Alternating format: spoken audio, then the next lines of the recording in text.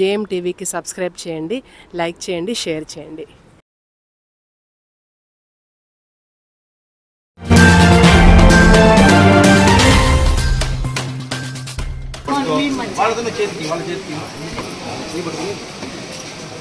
Happy birthday, happy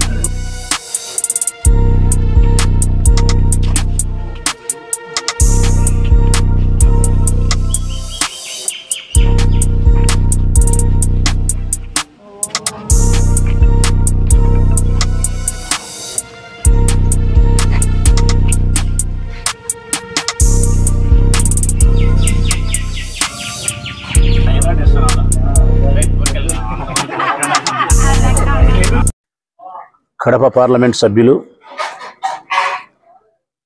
మా ఆత్మీయ సోదరుడు అవినాష్ రెడ్డి గారి జన్మదిన సందర్భంగా ప్రొద్దుటూరు నియోజకవర్గ వైఎస్ఆర్ కాంగ్రెస్ పార్టీ వైపు నుంచి మా అందరి వైపు నుంచి ఆయనకు హృదయపూర్వకమైనటువంటి జన్మదిన శుభాకాంక్షలు తెలియజేస్తూ ఉన్నాం. జన్మదిన శుభాకాంక్షలు తెలియజేయడమే కాకుండా వారు సంపూర్ణ ఆరోగ్యాన్ని, ఆయుష్ను, యశస్సును కలిగి ప్రజాసేవలో ఉన్నత శిఖరాలను అధిరోహించాలని,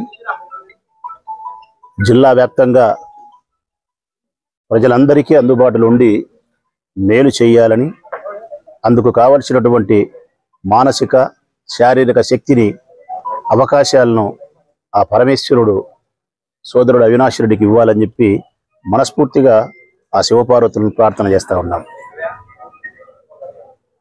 ఆ ఈశ్వరునికి ప్రార్థన చేయడమే కాకుండా వారు నిండు 100 సంవత్సరాలు సంపూర్ణమైనటువంటి ఆరోగ్యంతో ఆయుష్ను కలిగి జీవించాలని చెప్పి మనస్ఫూర్తిగా భగవంతుని ప్రార్థిస్తూ ఉన్నాం.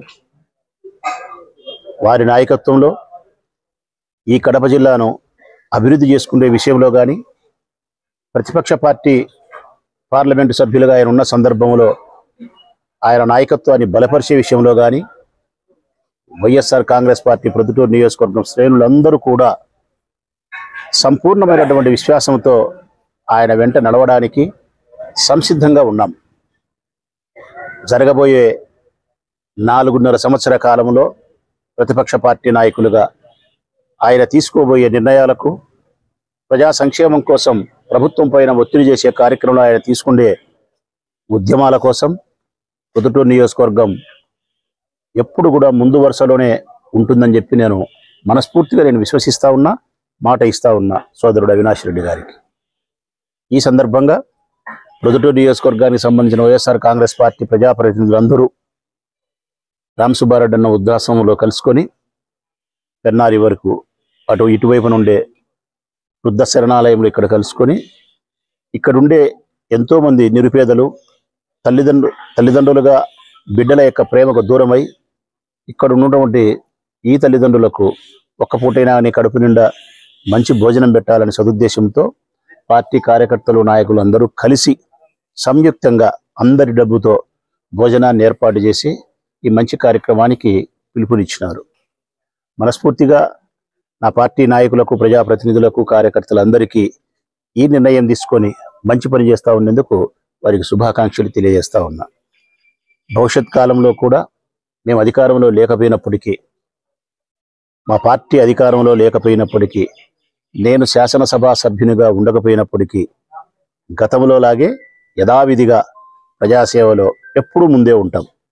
ఈ ప్రొద్దుటూరు నియోజకవర్గ ప్రజల యొక్క మౌలిక వసతుల సమకూర్పున కోసం కానీ, వారి హక్కులను పరిరక్షించే విషయంలో కానీ, వారి అవసరాలను తీర్చే విషయంలో కానీ, వారి ఆపద సమయంలో రక్షించడం కోసం కానీ, ధైర్యం ఇయ్యాల్సిన సందర్భంలో వారికి ధైర్యాన్ని ఇచ్చే సందర్భంలో కానీ ఒక్కటేమిటి, శ్వాస ఉన్నంత వరకు ఈ ప్రొద్దుటూరు నియోజకవర్గ ప్రజల యొక్క సంతోషం కోసం వైఎస్ఆర్ కాంగ్రెస్ పార్టీ ప్రొద్దుటూరు నియోజకవర్గ శ్రేణులైనటువంటి నా చెల్లెళ్ళు, నా తమ్ముళ్ళు, నేను అవిశ్రాంతంగా అహర్నిశలు జీవితం ఉన్నంత వరకు కూడా ఈ ఊరి ప్రజల కోసమే పనిచేస్తాం.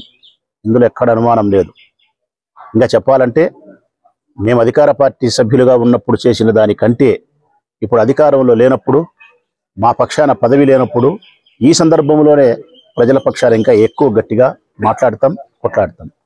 అయితే ఇంకా ఇది సమయం కాదు కాబట్టి, 3 నెలల వ్యవధి కాబట్టి ఇంకా కొంతకాలం ఆగాలని చెప్పి నేనైతే ఆగి ఉండా. ఎందుకంటే కనీసం అంటే వారు ఒక 6 నెలలైనా, సంవత్సరం అనుకున్నాం. మరి సంవత్సరం కూడా అవకాశం ఇచ్చే పరిస్థితి కనిపించలే. ప్రజా సమస్యలు రోజు రోజుకు పెరిగిపోతూ ఉన్నాయి. రోజు రోజుకు ప్రజల అవసరాలను ప్రభుత్వము నిర్లక్ష్యం చేస్తూ వస్తూ ఉంది. రోజు రోజుకు అధికారంలోకి వచ్చినటువంటి ఈ తెలుగుదేశం పార్టీ వారిచ్చిన హామీలను విస్మరించి ప్రవర్తిస్తూ ఉన్నారు. ప్రజలలో అసహనము, వ్యతిరేకత బాగా ప్రారంభమైంది.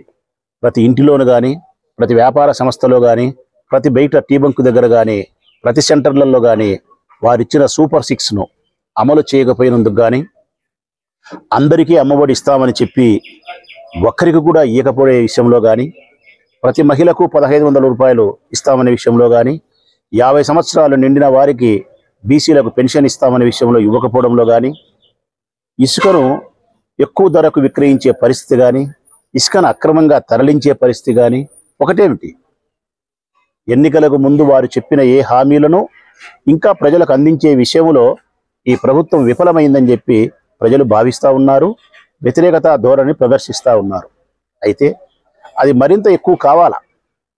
ప్రజలలో ఆ వ్యతిరేకత మరింత ఎక్కువ అయినప్పుడు, వారే బయట వచ్చి ఈ ప్రభుత్వాన్ని విమర్శించినప్పుడు, వ్యతిరేకించగలిగినప్పుడు, వారి పక్షాన నిలబడి ఉద్యమించడానికి ఓ నాయకుడు కావాలి అని ఎప్పుడైతే ప్రజలు ఆశిస్తారో అప్పుడు ఆ ఉద్యమానికి మేము నాయకత్వం వహించడం అన్నది ధర్మము, మా బాధ్యత. అంతవరకు ప్రజల కోసము, ఈ అసమర్థత ప్రభుత్వం చేసే పనుల కోసం ఎదురు చూస్తూ మరికొంతకాలం ఉంటాం.